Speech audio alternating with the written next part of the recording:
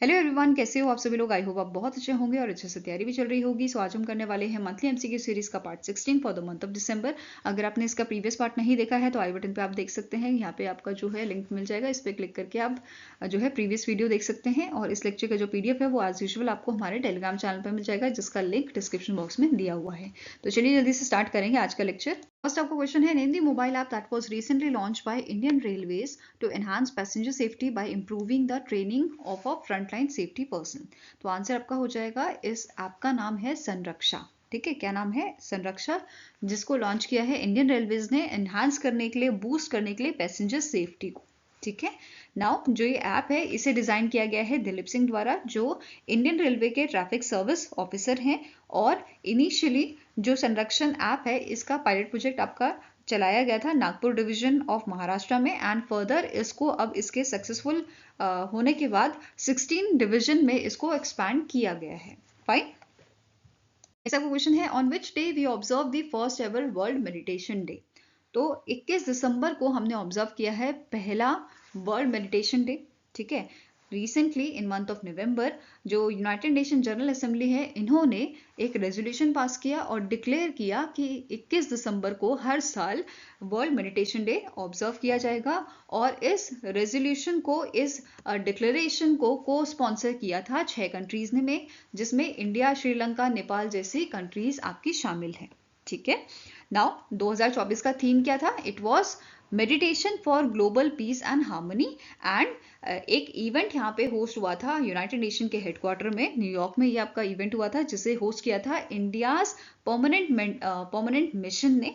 ठीक है, एंड यहाँ पे आपका लाइव ग्लोबल मेडिटेशन सेशन हुआ था which was led by the Shri Shri Ravishankar. ये क्लियर है। Now United nation general assembly की बात भी कर लेते हैं। इसके करंट प्रेसिडेंट आपके हैं फिलिमन यांग फ्रॉम कैमरून। इसका हेडक्वार्टर लोकेटेड है आपका न्यूयॉर्क यूएसए में, और इसे 1945 में स्टैब्लिश किया गया था। और करंट मेंबर है 193 मेंबर्स। इसी के साथ एक और चीज नोट कर लीजिए, 21 दिसंबर को आपका विंटर सॉलिटिस डे जो है वो भी मनाया जाता है, जो बेसिकली शॉर्टेस्ट डे और लॉन्गेस्ट नाइट होती है हमारे पूरे साल में। ओके, Next up question है, CCI has approved the Ultratech Cement to acquire -% of the paid up equity share capital of India Cements Limited worth ₹3,954 crore.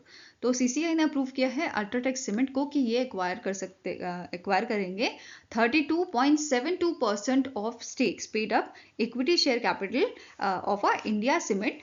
ठीक है, जिसका आपका वर्थ कितना है? 3,954 करोड़ का है। ठीक है, इसी के साथ नोट करना है, एक और अप्रूवल यहाँ पे अल्ट्राटेक को दिया गया है कि ये 26% के जो paid up equity share capital हैं वो एक्वायर कर सकते हैं आपके किसमें? इंडिया सीमेंट लिमिटेड में। फाइन। इसके साथ साथ ही सीसीआई ने अप्रूवल दिया है रमन इन्वेस्टमेंट प्राइवेट लिमिटेड को कि ये जो है एक्वायर कर सकते हैं स्टेक आपके स्पीड जेविको में। फाइन। Next question है, in December 2024, the ISRO has commenced the launch campaign of a human-rated launch vehicle Mark 3 G1 orbital module in a Sriharikota, Andhra Pradesh. The HLVM3 can carry payloads of up to -tons into a low Earth orbit. तो recently ISRO ने जो है आपका launch camp किया है human rated launch vehicle mark 3 का, जो advance version है आपका LVM3 का। ठीक है, अब यहाँ पे क्या बोला गया है कि ये कितना पेलोड कैरी कर सकता है to the low earth orbit. तो आंसर आपका हो जाएगा 10 टन के इसकी कैपेसिटी है। ठीक है, पेलोड कैपेसिटी इसकी कैरी है आपकी 10 टन्स की। फाइन। नाउ जैसे कि मैंने बोला आपको, ये HLVM3 जो है ये आपका एडवांस वर्जन है, और इसे डिजाइन किया गया है एनहांस करने के लिए reliability and safety features for the human space flight. ठीक है, ये आपका 3 स्टेज लॉन्च व्हीकल है, जिसका हाइट आपकी है 53 मीटर्स की एंड वेट है इसका 640 टन्स का। साथ में ही नोट करना है, जो क्रू मॉड्यूल है इसे डिजाइन, जो आपका बेसिकली ये HLVM3 है, इसको किसके लिए डिजाइन किया गया है? गगनयान मिशन के लिए इसको डिजाइन किया गया है। फाइन। नेक्स्ट क्वेश्चन है, recently in December European union has introduce the 10 billion euro infrastructure for resilience, interconnectivity and security by satellite, that is IRIS to space program to deploy network of dash satellites in a low and medium earth orbit. तो recently जो European union है इन्होंने introduce किया है 10 billion euro का iris space programme deploy करने के लिए 290 सैटेलाइट्स को लो और मीडियम अर्थ ऑर्बिट में। ठीक है, तो आंसर यहाँ पे आपका क्या हो जाएगा? It is option number C. Clear है? नाउ यहाँ पे बोला है इसमें से कुछ आपके लो अर्थ ऑर्बिट हैं और कुछ मीडियम अर्थ ऑर्बिट हैं, और जो ये प्रोग्राम है आपका स्पेस प्रोग्राम ये 12 साल का प्रोग्राम है, 12 ईयर्स प्रोग्राम है, एंड इट इज एक्सपेक्टेड कि ये सर्विस में आएगा 2030 तक। फाइन। अब जो प्रोजेक्ट है इसको डेवलप किया गया है in collaboration of a space consortium for resilient, interconnected and secure Europe, that is space rise, जिसके अंदर आपका आ जाता है यूटेलसेट, हिस्पेसेट एंड SES स्पेस राइज के अंडर। और इसके जो अग्रीमेंट था वो स्पेस राइज के बीच में साइन हुआ है एंड यूरोपियन कमीशन और यूरोपियन स्पेस एजेंसी के बीच में ये साइन हुआ है ब्रुसेल, बेल्जियम में। फाइन। इसके अलावा नोट करना है जो स्पेस राइज है, जो बेसिकली प्रोजेक्ट है आपका स्पेस प्रोग्राम वाला प्रोजेक्ट, आइरिस प्रोजेक्ट, इस प्रोजेक्ट के तहत जो स्पेस राइज है इसको 6.5 बिलियन यूरो का जो है अमाउंट इस प्रोजेक्ट के लिए फंडिंग जो है वो रिसीव हुई है from the your European commission. ठीक है, आपका European union, member states and European space agency द्वारा। ठीक है, तो इनको यहाँ पे इस प्रोजेक्ट के लिए 6.5 बिलियन की फंडिंग जो है इनको दी गई है। और यहाँ पे बोला गया है जो आपका यूटेलसेट है इसने सबसे ज़्यादा यहाँ पे it is a largest private investor जिसने कमिट किया है 2 बिलियन यूरो का funding to this project. Okay, next आपका क्वेश्चन है which country recently tested the long range hypersonic weapon, that is LRHW dark eagle जिसका नाम है, तो आंसर हो जाएगा यूएसए की आर्मी और जो नेवी है उन्होंने रिसेंटली जो है टेस्ट किया है आपका डार्क ईगल को, which is a long range hypersonic weapon. ये क्लियर है? कहाँ पे ये हुआ था? फ्लोरिडा यूएसए में इसका टेस्ट किया गया था। डार्क ईगल की बात करें तो इसे डेवलप किया है Lockheed Martin Corporation and Northrop Grumman Corporation द्वारा। ठीक है, अगर और इसके बारे में जाने तो जो LRHW है इसे डिजाइन किया है डिप्लॉय करने के लिए यूएस आर्मी के ट्रक माउंटेड लॉन्चर्स में एंड यूएस नेवी के Zumwalt class stealth destroyer and future block Virginia class submarines में। ठीक है, और ये भी यहाँ पे बताया गया है इसे डिप्लॉय यूएस आर्मी जो है इसे डिप्लॉय करेगी इन दी 2025। क्लियर है? नेक्स्ट आपका क्वेश्चन है a team of a scientist at NASA has discovered a exoplanet named dash using a transiting exoplanet survey satellite, that is TESS space telescope. तो इस exoplanet का नाम क्या है? TOI 3261b इसका नाम है, जो नेपट्यून की तरह लगता है। ठीक है, it is a Neptune like exoplanet orbiting K type star and इसका मास अगर बात करें तो 30.3 ऑफ अर्थ है। ठीक है, मतलब 30.3 अर्थ का जो वेट होगा, जो मास होगा, वो इस एक्सोप्लैनेट का मास है एंड ये अपना ऑर्बिट कंप्लीट करता है 0.9 डेज में and is located in the 0.01714 astronomical unit.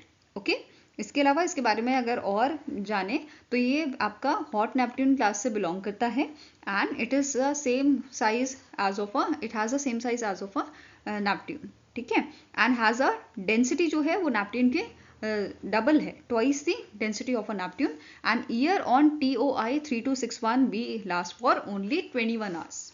Okay, next आपका क्वेश्चन है Padma Shri awardee Darshan Mogilaiah recently in December passed away, in which year he was awarded with the Padma Shri for his contribution to the traditional folk music। तो answer आपका हो जाएगा that is इन्हें 2022 में पद्मश्री से नवाजा गया था। यहाँ पे आप जो है इनकी इमेज देख सकते हैं एंड इन्हें किनेरा मोगुलाई के नाम से भी जाना जाता है। इनको जो है ज़्यादा फेमस ये बेसिकली हुए थे टॉलीवुड की मूवी बालागम से एंड इनका जो इसमें सॉन्ग था जो इन्होंने गाया था तो थोडुगुआ माँ थोदुंदी, सॉरी फॉर द प्रोनाउंसिएशन, और इन्होंने इस फिल्म में एक्ट भी किया था, तो इसके लिए ये काफ़ी फेमस हुए थे। नाउ नेक्स्ट क्वेश्चन है the Terry Griff former world snooker champion recently December passed away, he belongs to which country। तो जो आपके टेरिफ गिफ्ट्स हैं, ये आपके बिलोंग करते हैं यूनाइटेड किंगडम से। तो आंसर आपका यहाँ पे हो जाएगा ऑप्शन नंबर ए। और इन्हें जो है 2007 में अवार्ड दिया गया था order of the British Empire का। क्लियर है। नेक्स्ट क्वेश्चन है, which among the following is recently in December appointed as the interim co-CEO of a Intel Corporation। तो आपके in month of December David Zinsner and Michelle Holthaus जो हैं, इन दोनों को आपका जो है co-CEO अपॉइंट किया गया है इंटेल कॉर्पोरेशन का। Answer here is your option number D, that is both A and B. और इस पोजीशन पे पहले आपके कौन से शख्स थे? इनका नाम है पैट गिलसिंगर। ठीक है, इनका रिटायरमेंट हुआ है, उसके बाद ही आपके जो डेविड जेंसनर हैं एंड मिशेल हॉल्टर्स हैं, इनको अपॉइंट किया गया है आपका CEO। क्लियर है। नाउ अब यहाँ पे जो पैट गेलसिंगर हैं, इन्होंने आपका 40 साल से ज़्यादा यहाँ पे इस पोजीशन पे जो है सर्व किया है इस कंपनी के लिए, इंटेल कॉर्पोरेशन के लिए। ठीक है। नाउ अब इसके अलावा बात करते हैं आपके फ्रैंक डी येरी की, जो एक इंडिपेंडेंट चेयर हैं आपके इंटेल बोर्ड के, और ये सर्व करेंगे इंटरिम एग्जीक्यूटिव चेयर। ठीक है। इंटेल कॉर्पोरेशन की बात करें तो इसका हेडक्वार्टर आपका कैलिफोर्निया USA में लोकेटेड है, और इसकी शुरुआत की गई थी 1968 में। नेक्स्ट आपका क्वेश्चन है, recently in December the union minister Rama Mohan Naidu recently unveiled the centenary celebration logo of Netaji Subhash Chandra Bose international airport. Basically जो ये आपका इंटरनेशनल एयरपोर्ट है नेताजी सुभाष चंद्र बोस, इसे 100 ईयर्स कंप्लीट हुए हैं अभी 21 दिसंबर को। एंड इसी ओकेजन पे इन्होंने यहाँ पे इसका सेलिब्रेशन लोगो जो है वो अनवील किया था। एंड हेयर क्वेश्चन इज कि जो आपका ये एयरपोर्ट है नेताजी सुभाष चंद्र बोस इंटरनेशनल एयरपोर्ट, ये कहाँ लोकेटेड है? तो आंसर आपका हो जाएगा it is located in the Kolkata, West Bengal. ठीक है। सो जो हमारे मिनिस्ट्री ऑफ सिविल एविएशन के मिनिस्टर हैं, उनके द्वारा यहाँ पे सैनिटरी सेलिब्रेशन लोगो इनका अनवील किया गया था। इसी के साथ इस इवेंट में उड़ान यात्री कैफे जो है वो भी ओपन, यहाँ पे क्या बोला गया है, ये अनाउंसमेंट की गई थी कि ये ओपन होगा इस एयरपोर्ट पे। एंड जो उड़े देश का आम नागरिक स्कीम है, उसके तहत जो पैसेंजर ट्रैवल कर रहे होंगे उनके ट्रैवल एक्सपीरियंस को ये और एनहांस करेगा। ठीक है, यहाँ by providing the quality and affordable meals. Next आपका क्वेश्चन है, SEBI has notified a new asset class specialized investment fund between portfolio management services and mutual fund. As per the SEBI direction, the new asset class will accept investment of dash or above across all investment strategies. तो recently SEBI द्वारा जो है new asset class SIP जो आपकी है SIF जो है specialised investment fund जो है, इनको between your portfolio management services and mutual fund, इनको जो है अभी नोटिफाई किया गया है। ठीक है, as per new direction by the SEBI, इन्होंने यहाँ पे बोला है जो न्यू एसेट क्लास है ये एक्सेप्ट करेंगे इन्वेस्टमेंट ऑफ ₹10 लाख और अबव, किसके लिए? For across all investment strategies के लिए। तो answer here is option number B, that is ₹10 lakh and above. Okay. Next question है, the Yes Bank has introduced a Yes Business design to streamline banking and related services for dash. तो recently Yes Bank ने एक initiative launch किया है yes business नाम से। किसके लिए? Micro small and medium enterprises के लिए इसको लाया गया है, उनकी जो बैंकिंग और बैंकिंग से रिलेटेड सर्विसेज हैं उसको स्ट्रीमलाइन करने के लिए। ठीक है, and this initiative is powered by your iris बिज एप्लीकेशन। ठीक है, it is powered by your iris बिज एप्लीकेशन। नाउ स्टैटिक इन्फॉर्मेशन भी देख लेते हैं। येस बैंक के करंट MD एंड CEO कौन है? प्रशांत कुमार। हेडक्वार्टर्स का लोकेटेड है मुंबई महाराष्ट्र में, और 2004 में से एस्टैब्लिश किया गया था। फाइन। नेक्स्ट आपका क्वेश्चन है, as per the data release by the world bank, dash country is emerged as a topmost recipient of a remittance among the low and middle income countries in 2024 with an estimate inflow of $129 billion. तो answer यहाँ पे आपका हो जाएगा, India ने top किया है इस डेटा को, as per the world bank data इस लिस्ट को टॉप किया है इंडिया ने in the terms of a recipient of remittance among the low and middle income countries. ठीक है, 2024 की यहाँ पे बात हो रही है, और इंडिया का यहाँ पे इनफ्लो देखने को मिला है $129 बिलियन, जो अगर प्रीवियस ईयर से कंपेयर किया जाए तो 3.2% का हमें ग्रोथ शो करता है। वहीं पे अगर ग्लोबली बात करें तो जो रेमिटेंस इनफ्लो है ये आपका ग्लोबली 5.8% से बढ़ा है, और यहीं पे रेमिटेंस बात की जाए लो एंड मिडिल इनकम कंट्रीज की तो ये आपका पहुंच गया है $685 बिलियन। ठीक है। अभी हमने पढ़ा कि फर्स्ट मतलब टॉप मोस्ट कंट्री है आपका इंडिया है। इंडिया के बाद मेक्सिको सेकेंड नंबर पे आ जाता है with 68 billion US dollar. Third पे चाइना 48 बिलियन यूएस डॉलर के साथ। फोर्थ पे आता है Philippines 40 billion US dollar and fifth पे आता है आपका Pakistan with 33 billion US dollar. ठीक है, तो ये टॉप 5 आपकी कंट्रीज हैं इन टर्म्स ऑफ रेमिटेंस। ठीक है, among the low and middle income countries. Now as per this data, as per the world bank data, जो रेमिटेंस इनफ्लो है which is account for very large percentage of a GDP in a smaller economies, जैसे Tajikistan हो गया 45% of a GDP, followed by Tonga 38.2%, ऐसे ही Nicaragua, then Lebanon and Samoa. Okay, अब बात करें अगर हम रीजन वाइज, तो साउथ एशिया में हाईएस्ट हमें जो है इंक्रीज देखने को मिला है रेमिटेंस फ्लो में, विच इज योर 11.8%। 2024 की बात की जा रही है। और यहीं पे अगर बात की जाए middle east and African region की, तो यहाँ पे ये ग्रोथ 55.4% की यहाँ पे ग्रोथ देखने को मिली है। साउथ एशिया में 11.8% जो हाईएस्ट है region wise, followed by your middle east 5.4% की। ठीक है, और नेक्स्ट आपका क्वेश्चन है, name the personality who has been chosen for the 34th Vyas Samman 2024 in recognition of their novel कौन देश को वासी वेणु की डायरी। तो आंसर आपका हो जाएगा इट इज योर सूर्यबाला। ठीक है, सूर्यबाला जी को 34th व्यास सम्मान 2024 के लिए सेलेक्ट किया गया है।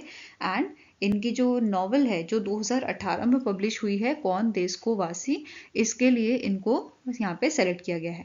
ठीक है, जो सिलेक्शन है ये आपका एक कमेटी द्वारा किया जाता है जिसके चेयरपर्सन है प्रोफेसर रामजी तिवारी।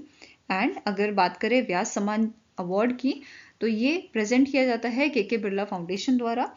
ऐसे लोगों को ऑनर यहाँ पे दिया जाता है जिनका बहुत अच्छा या बहुत आउटस्टैंडिंग वर्क होता है हिंदी लिटरेचर में, which is publish in a last 10 years. Clear है। कैश प्राइज की बात करें तो 4 लाख का यहाँ पे कैश प्राइज दिया जाता है along with the plague and citation.